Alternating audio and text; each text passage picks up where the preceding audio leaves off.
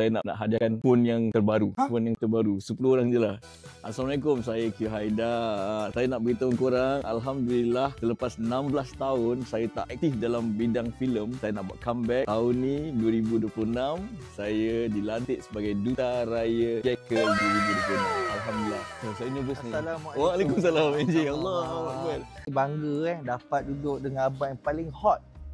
Lelaki maskulin yang paling hot. Saya menggigil Encik.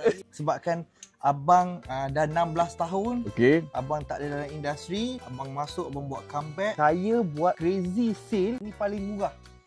Untuk koleksi 2025 boleh tengok brochure kat atas ni. Koleksi 2026 pun kita akan bagi harga cukup murah.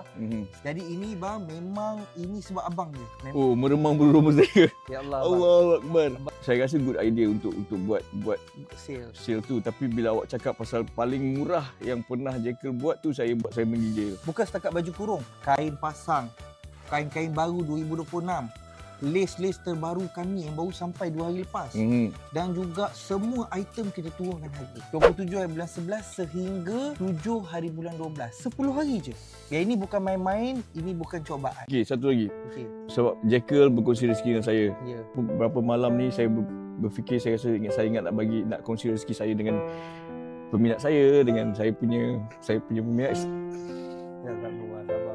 Saya nak hadiahkan phone yang terbaru. Phone yang terbaru. 10 orang je lah. Ini saya, on saya.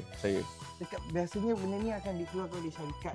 Ini on saya niat saya nak kongsi rezeki saya untuk kawan-kawan. Kalau boleh saya nak ada meet and greet dengan peminat Jekyll, peminat saya. Hari yang sama kita raikan benda ni kan. Boleh. Kalau macam tu, jadi kita buat meet and greet mestilah normally kita akan buat hari Sabtu. Tapi ini for the first time selama 40 tahun kita bertapak tak pernah buat meet and greet selain daripada sebulan sebelum raya. Kita bagi jadi. Yes. Abang Jamil nak tunggu.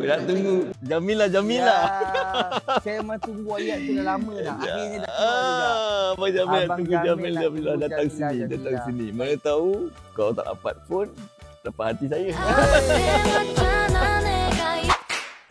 Go crazy.